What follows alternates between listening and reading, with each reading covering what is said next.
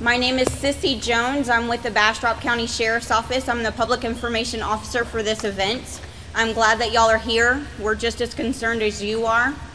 At this time, I would like to introduce our County Judge, Paul Poppy, to speak with y'all, okay? Thank you, Sissy, and we are glad to see you here today. We've had 3 very tough days for Bastrop County, and we want to share with you some of the information that we have. We have a good team of folks who are going to be speaking to you tonight. One of the main reasons for being here tonight is to share with you some information about the fire, how it's gone and where it's going. We're also going to share some information about structures that we know of that have been lost in the fire. We'll be talking about that in just a moment. Later on, we will have some maps with those structures identified for you to review. We'll also have a list that you may take a copy of if you would like. But part of what we want to do tonight is just to give you the information that we have about this event and then answer questions so that everyone understands where we stand and what's happening. 2 days ago, I declared a disaster for Bastrop County when it became evident that this fire was going to be one that couldn't be handled locally. And so by that disaster declaration, it drew in some additional resources from the state and some great attention from federal resources as well. This morning, the governor came to Bastrop State Park, and we had a press conference in which he announced that he was providing 4 additional helicopters, which have been in the air all day long, and 2 fixed-wing aircraft that scoop up large amounts of water, 4,000 gallons at a time, or fire retardant, and knock down the fire. So those have been active today, and we will intend to keep them active tomorrow.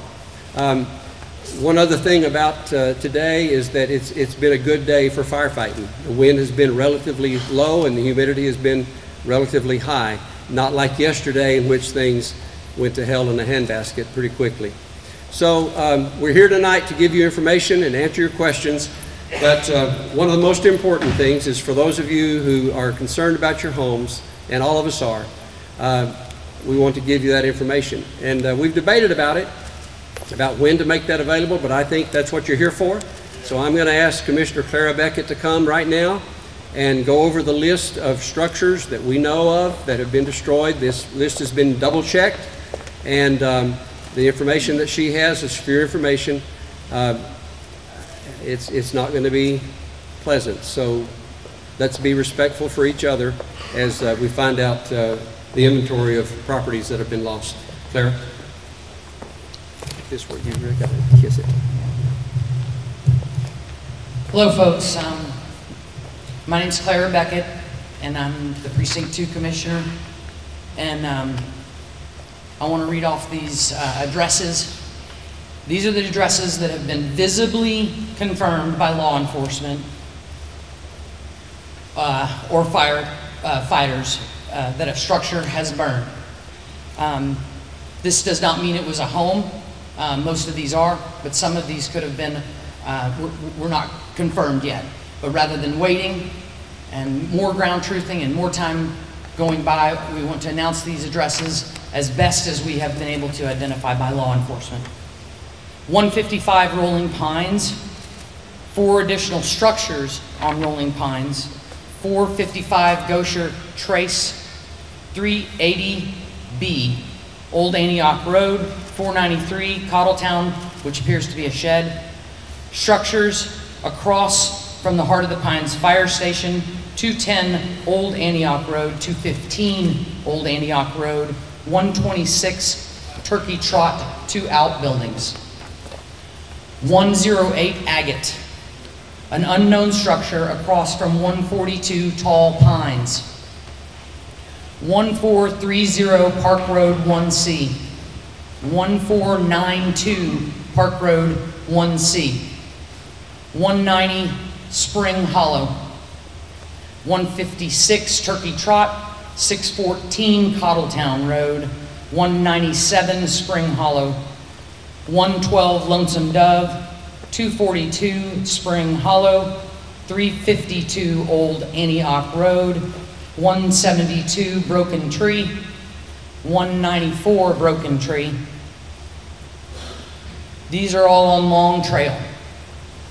167, 220, 228, 245, 255, we're not certain that's the correct address. That was a guesstimate by its location.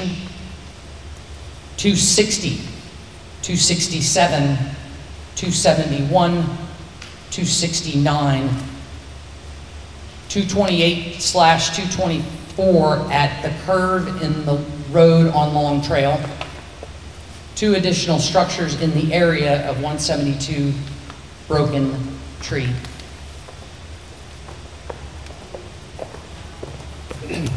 Thank you, Commissioner Beckett. That's tough, folks. And I appreciate her being willing to do that. Now, if you lost your home, our hearts go out to you. We're very sorry for that. And we will continue to fight this fire with everything we've got and get it out as quickly as possible so that there's not more loss. But the nature of firefighting is we have very little control about what happens when the wind blows and the humidity gets low. So I wanted to give you some time tonight to hear from people who understand fire operations and who do this for a living. Our own Mike Fisher, who is Emergency Management Coordinator for Bastrop County, and Rich Gray, who works for Texas Forest Service and who does this sort of thing all the time. If you two gentlemen would come and talk a little bit about how this fire has behaved, what kinds of things you've seen, what you expected, what you didn't expect, and what the folks might expect as we go forward for the next few days. Mike? Thank you. Can you hear me in the back?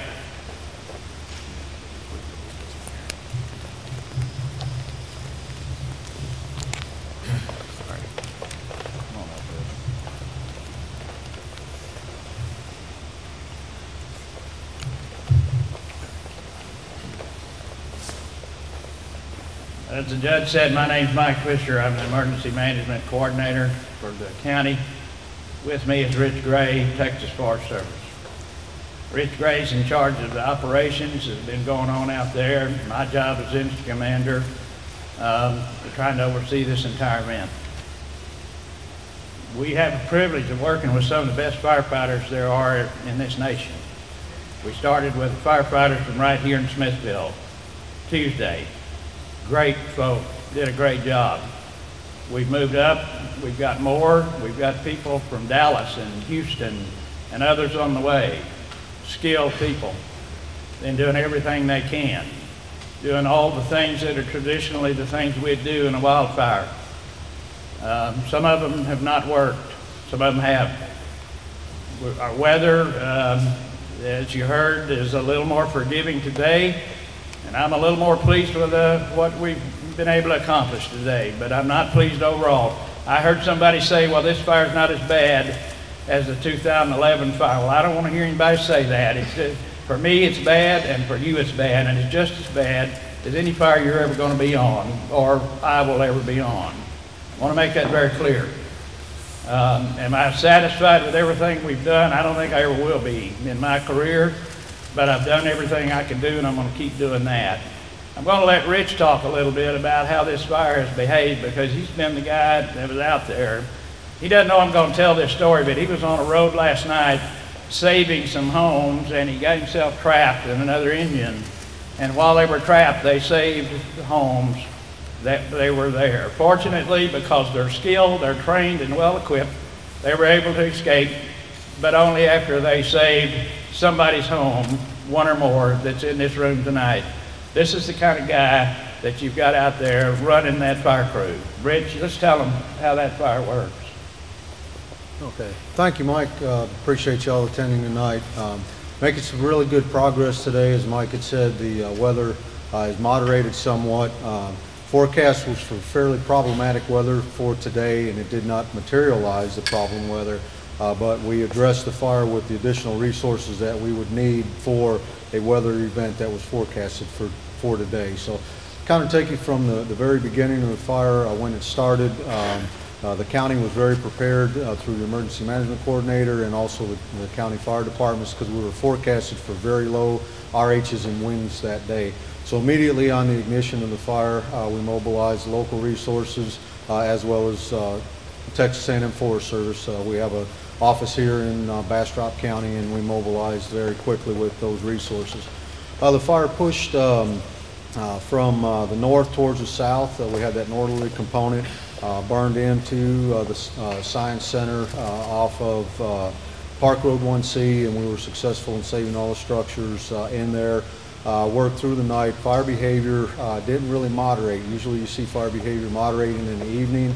Did not moderate for two reasons. One, we have a very heavy fuel load from the heavy drought kill that we had from the drought of 2011 and other years, and a lot of undergrowth underneath some of that standing timber out there. So that generated very high fire intensities where we've seen fire into the canopy of those trees. That canopy would send embers out. We call that spotting. Some of that spotting was up to 1/8 of a mile away, so really large gaps between where we're working and where those embers would fall out. Yesterday we had the wind shift back out of the south, so the fire footprint almost looks like an L, a short tail and then a very long tail heading towards the northwest. Conditions yesterday with that large fire perimeter heading north and a lot of hot embers and conditions allowed for a very wide framing front because of the wind shift, and that's really what pushed yesterday, put up the large column and caused some of those flaming front to push into structures. Our tactics yesterday, because of that extreme fire behavior, were point protection. We focused a lot of engine apparatus and our aviation assets in saving homes. Limited circling of fire or perimeter control more towards the tail end of the fire just because of the intensities, and at all times homes and lives were our priority. Today, same tactics. As we speak, we have heavy air tankers that are dropping retardant. That slows the fire, does not put the fire out, and then we follow up in that retardant footprint with crews on the ground, men and women on the ground with dozers and engines and putting line in. Anticipate that we'll stay successful through dark 30 tonight. The column coming in is much more reduced than it was yesterday at this time. We see favorable conditions tonight in the weather, higher humidities and low wind speeds, and we should make some good progress with getting containment lines around the fire tonight and into tomorrow. So we'll be here for a while with the heat that's close to the line, as well as the time it's going to take to get around the line. Yeah, Mike talked about the homes that we saved. Those homes we saved, there's a concept that we call defensible space by moving some of that brush back away from your house, things like that. We didn't have to leave because the first house that was there had good defensible space. It was a safety zone for our firefighters, so not only did it save the house, it was an area that we could work, and then we were be able to go on and save some additional homes. So what you do also helps us when we get into these problematic fire conditions.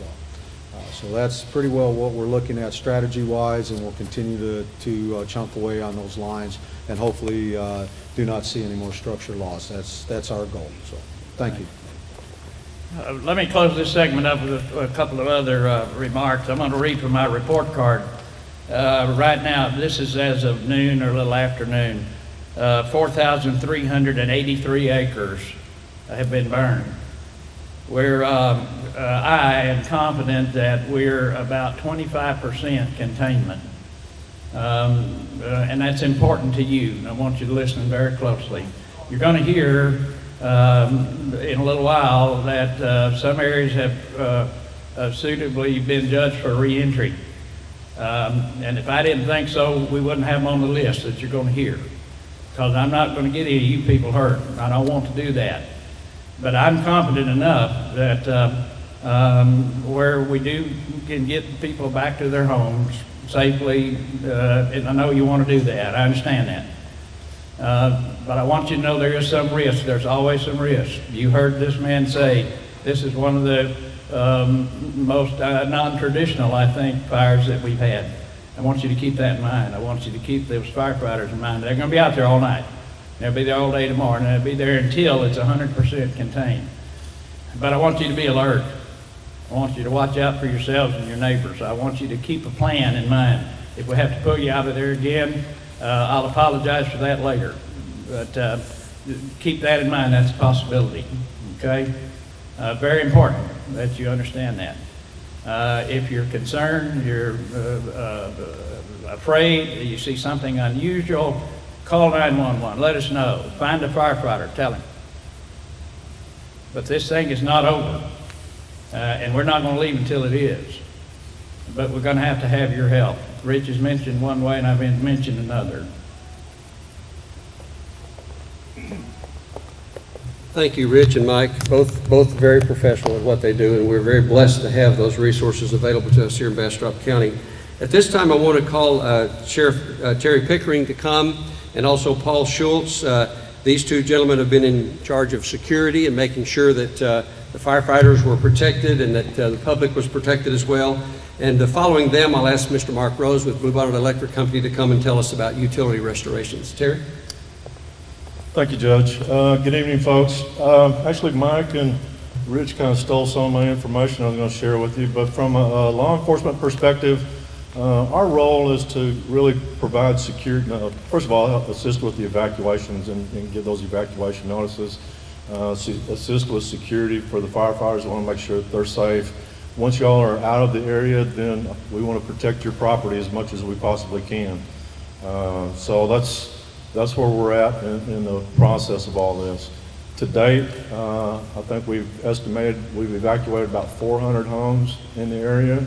I am happy to report that hopefully by 8 o'clock this evening, I understand that Bluebonnet Electric is going to restore some power to some of the homes, and so we're shooting for 8 o'clock this evening.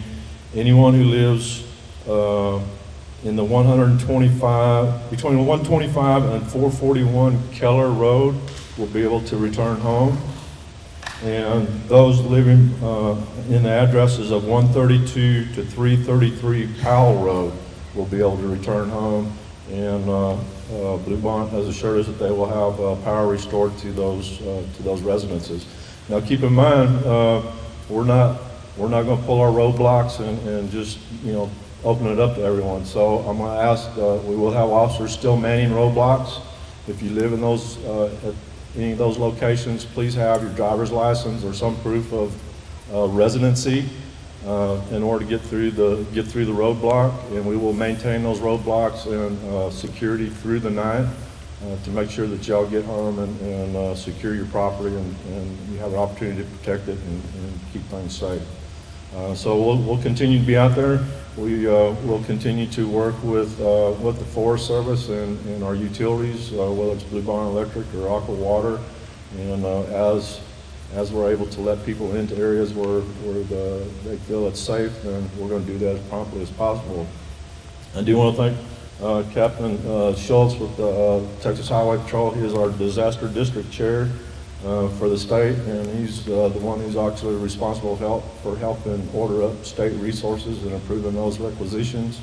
And with the assistance of the Department of Public Safety and Texas Alcoholic Beverage Commission, Parks and Wildlife, LCRA, just a whole host of law enforcement officers out there. I think we've got about 50 officers in the area right now. So we're doing everything we can to make sure your property's safe and secure until we can get you back home. And Paul, did you want to say anything? We're here to help you. We're here to serve you during this time and to offer whatever resources we have available to the judge, to Mike Fisher, and to the sheriff. And if there is anything our people can do for you out there, please let us know, because that's what we're here for. And we want to see this resolved as quickly as you do as well. So we appreciate your support as we go about this, making this as painful or painless as we can for everybody involved.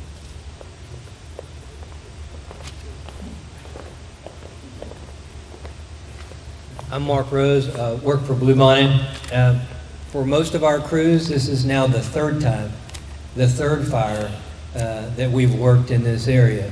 And I think, as all of us know, as some of us said earlier today, this fire may not be as significant of an event as the 2011 fire, but emotionally it affected everyone very deeply, including our crews that are out in the field. I want to publicly thank the city manager of Smithville. He allowed us to stage in Riverbend Park this morning, which means that we've already had crews assessing almost all of the damage. Every area that we could get into and assess, we've done that. As we were listening to Commissioner Beckett's, the list that she was reading, then obviously you can tell from that list that where the most houses were damaged or lost, that's where we have the most damage. Before we're releasing an area, we've driven it and we've walked it and we've looked at every pole. So we've worked Keller Road from the highway till the end of it. We've worked Powell from the highway to the end of it. We've given you the range of addresses. If you're the last house on Keller or the last house on Powell, where you're at the edge of the active fire zone, and you should be on, but if you're not, then there's a good chance that you shouldn't be there. I'm not trying to oversimplify it, but we've opened up everything that we can do.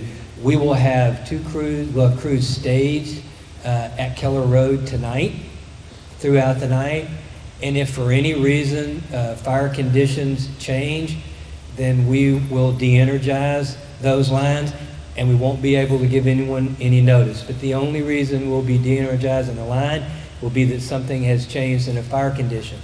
And unfortunately, even if it happens at the far end of Keller or Powell, the whole line has to go down.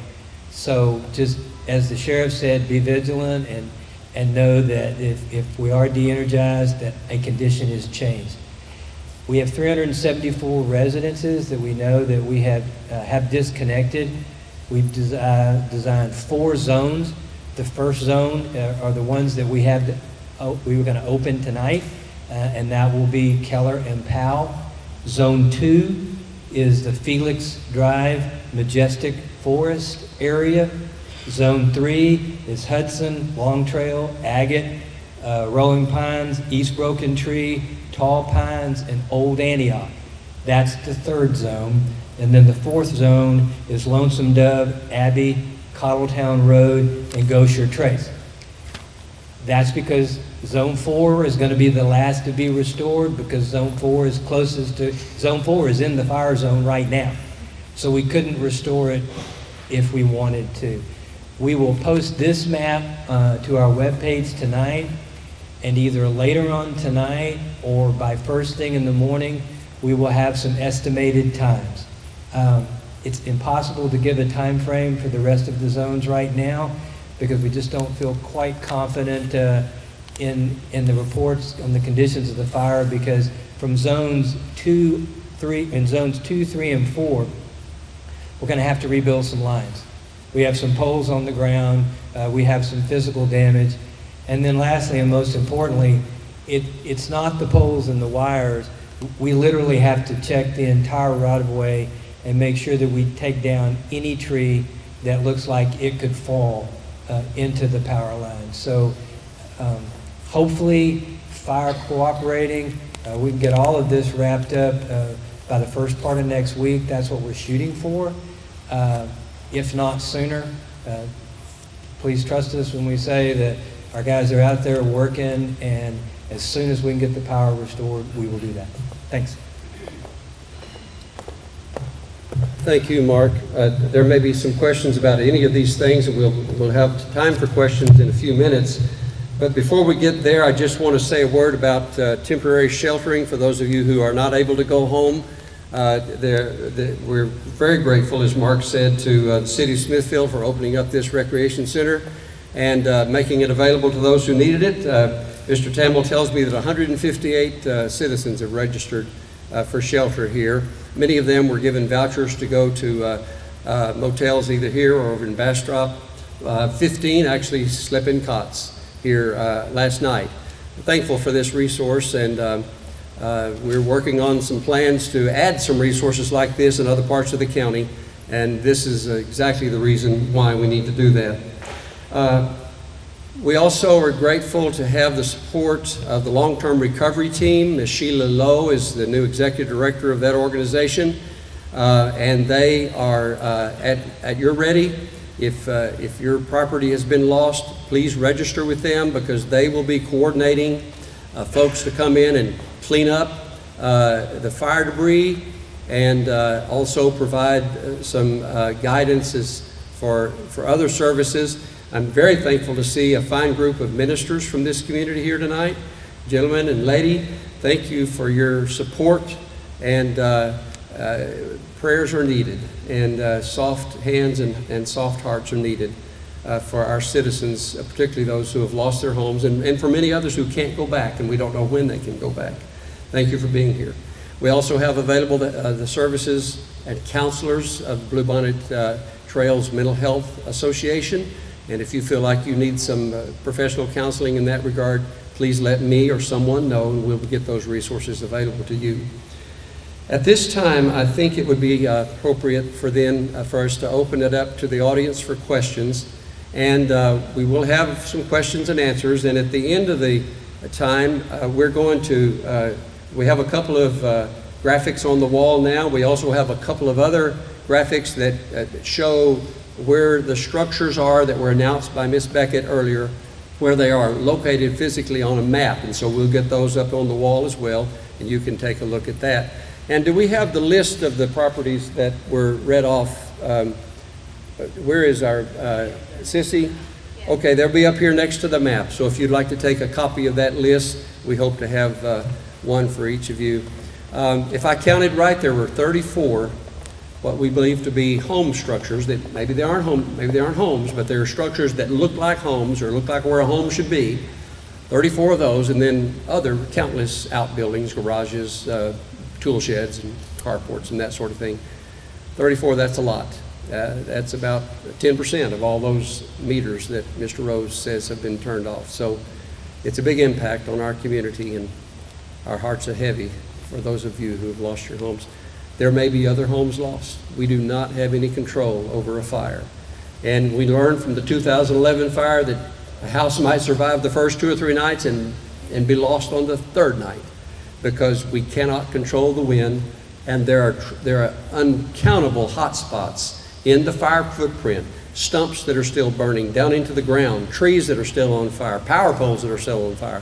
I saw them with my own eyes today. So this fire event is not over, not anywhere near over, and we could have considerable more loss. If you're a praying person, I would ask you to pray for the same kind of conditions going forward as we've had today. High humidity and low wind speeds. Those are our friends when it comes to fighting fire. Now, the weather forecasters tell us that we're going to be looking at a front moving through this part of Texas tomorrow. But even then, I believe in the power of prayer, and I hope you do too. Now, are there any questions that we could address? And I'll try to sort them out to the person who should be addressing them. Anything that we didn't cover or were unclear about? We don't want to hold you any longer than we need to. Yes, sir, on the back row. When will Governor Abbott be back? What? Will FEMA be involved? Okay, the question was, when will Governor Abbott be back, and will FEMA be involved? I don't expect Governor Abbott to come back. He trusts me as the local officer to handle the disasters, to fulfill the mission that I've been given as county judge. I'm very grateful he came. FEMA will be involved immediately. Part of his reason for being here today was to declare a disaster for this fire event. By that declaration, we automatically qualify for federal fire management grant, FMAG grant. And so we're tracking our expenses as we go forward, and we will be getting assistance from FEMA in paying for the cost of recovering from this fire. Thank you for your question. Was there a question up here? Yes, ma'am. Are there any federal firefighting resources coming into the county tonight or tomorrow? Yeah, the question has to do with federal firefighting resources coming into the county today, tonight, or tomorrow. Let me ask Rich, if you would. Did we lose Rich? Can you recall what we can expect as far as federal assistance with some of the blue team that's coming in? Okay, we get real close. Okay, thank you. We're bringing in a Type 1 incident management team, very similar to what we did during the Bastrop complex. Those folks have been ordered this morning based on the fire behavior yesterday and the potential. So that team comes with 24 basically managers to manage the whole incident. We also have 8 dozers that are on order that are coming from Florida, and I believe 4 dozers that are coming with that team from Georgia. So we have additional assets that are coming in with that team, in addition To that, we have 3 more strike teams of engines that, when I say local, Texas Interstate Fire Mutual Aid System, TIFMAS, that are coming in from various cities across the state of Texas. So we're getting in plenty of additional resources. Thank you. Thank you, Rich. By Rich's answer, you can see that we're not just hoping and praying for the best, but we're preparing for the worst. If conditions change and this fire breaks out of its fire lines and begins moving across the forest again, we're going to be ready with all these resources. And so we have to prepare for the worst, and that's the prudent approach. Are there any other questions? Yes, sir. Mr. Rose didn't mention O'Grady Road. What is this? The question had to do with O'Grady Road is one of the roads that's included in the fire footprint. That should be next up. So as in hopefully tomorrow, it's in that second zone, and we're working that tomorrow. And we should check Facebook, check our webpage. We'll have that, but also I'll get your name before you leave, and we'll try to give you a holler personally. But that's in that zone 2, and that should be hopefully tomorrow. Thank you. Yes, sir. Yeah, I'm actually opposite of Grady Road, but I took out what I could take out of the 5 minutes that they gave me this morning when I was watching the fire at the road. At this point in time, I'd like just a brief visit to my house, get some more stuff. I know it's still there. I know there's no active fire in the area. How can I do that? The question had to do, could you as a homeowner have a brief visit to your house to retrieve some more things, even though it's not an area that's been opened up? I'm going to let the sheriff address that. That really is a security issue, not just for you, but for... Well, I've got 3 freezers. I'd at least like to empty them so I don't lose them. I understand. I'm going to let the sheriff give you the bad news. Thanks, Judge. Yeah, unfortunately, we really can't afford to do that. I mean, I feel for you, and I'd really like to help you out, but the fact of the matter is number one, we got to be concerned about everyone's safety, not only your safety in taking you back there, but the officers that are going to have to escort you back there, the firefighters, whatever the case may be. The other thing is, if I hate to say this, but if I do it for you, then I have to do it for everybody, and I just honestly don't have the resources to do all that. The only thing I'll tell you, and I'll promise you, I mean, just like we mentioned today, we're working diligently. I mean, the firefighters are doing everything they can to get everything under control. As soon as areas are becoming safe, we're going to get you back in there just as quick as we possibly can. But until we get clearance from the firefighters and from the utility companies and stuff, I'm sorry, we're just not going to be able to escort people in.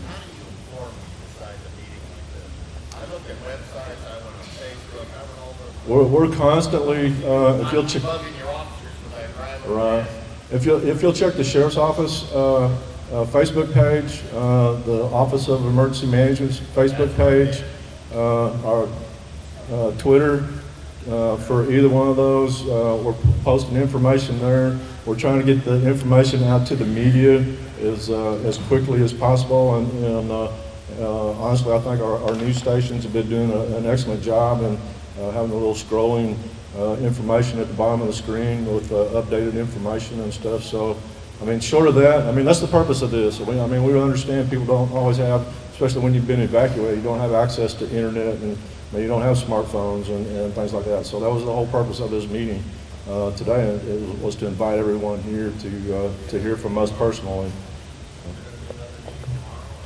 I'll leave that up to the judge. Yeah.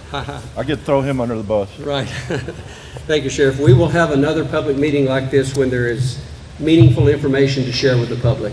But meantime, please do go to our social media sites and the county's website, and we will try to keep current information on that. And of course, I'm sorry, there's a question in the back. Yes, sir, let's take that question, and then I want to follow up on the other question about FEMA. Yes, sir.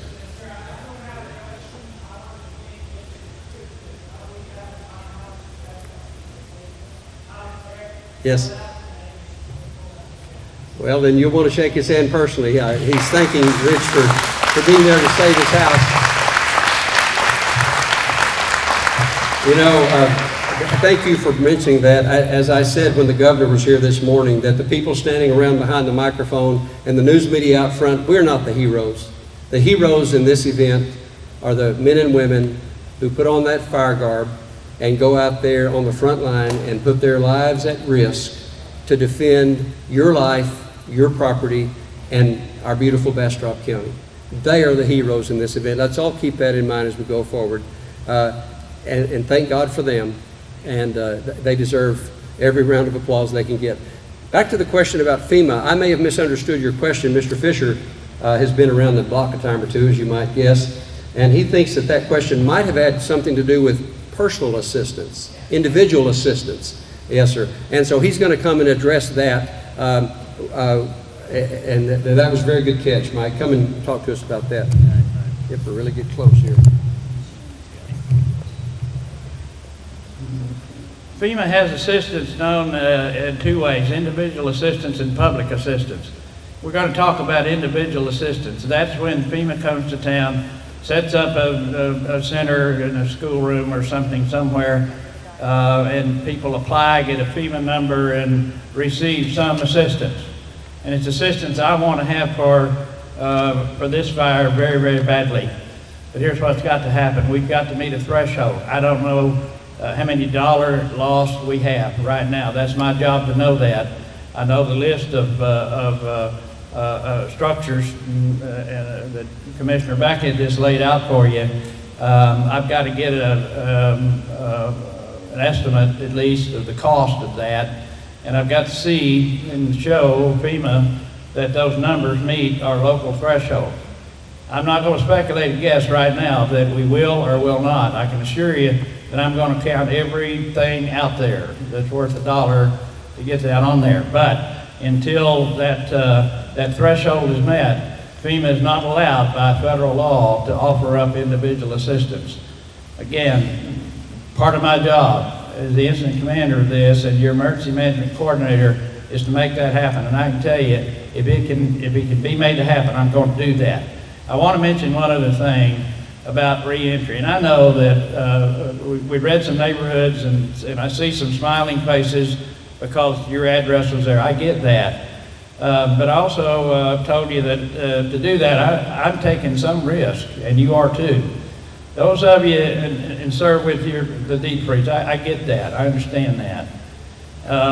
But there's only a certain amount of risk you and I want to take. And there's a certain amount of risk that I am obliged to have these firefighters take. I commanded the fire 4 years ago. We lost 2 lives because a person's going back in too soon without permission. And I don't want to do that again. I don't think you do either. So if you'd be patient, we're going to do everything we can to accommodate your needs, but I want to do it safely. Thank you, Mike. Let's take another question or two, and then I do want to have time for y'all to look at the maps. I'd like for Commissioner Beckett to go and stand back there by the side of the map that has the list on it, and we'll be available individually for continuing conversation. Yeah, there are a couple of questions that would be of use, of interest to everyone. Go ahead, you, and then you, and then. My next door neighbor was informed by law enforcement that his house was destroyed. That house is not on that map, and my house is not on that map. The neighbor on the other side and the neighbor behind me are on that map.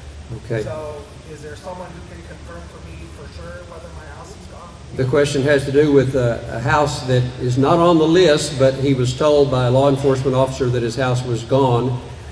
This list is one that we made very, very extra effort to double check, in fact triple check, to make sure that we didn't give you some false information about a lost structure. And I'm not saying that the law enforcement officer who told you about your house was wrong. I'm just saying, just because it's not on this list doesn't mean it's still there. It just means we couldn't confirm at least twice that it's gone. And as I said before, folks, this event's not over. There will be, I'm just going to predict, there will be other structures burned in this fire. It may happen tonight. We don't know when it'll happen. So don't be too confident, but we only gave you what we know 100% confident can be confirmed. Yes, ma'am. What if you live on a segment of a road that has not been declared closed yet? It's been closed since yesterday. How do you find out information whether it will reopen or not open, or is it? Okay. The question has to do with what if you live on a segment of a road that that's maybe part of the road is closed, but part of the road is not closed. Let me again have the sheriff come and talk to you about the security issues, because this is very important. Everybody wants to know, but we have to be consistent in these things, and it may be a situation where maybe he could check, make sure what part of the road you live on. Yeah, I'm not sure I clearly understand your question, but can you get with me afterwards, and I'll be happy to discuss it with you. So, okay. Yes, Robert.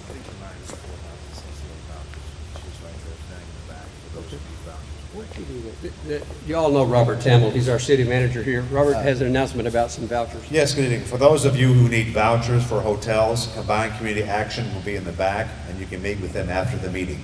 Okay? Raise your hand. Yeah, she's right back there. Thank you. Thank you, Robert, in the green shirt there. All right. I will take one more question, and then we will call this over, and the news media is going to want to talk to some of these people. Yes, ma'am.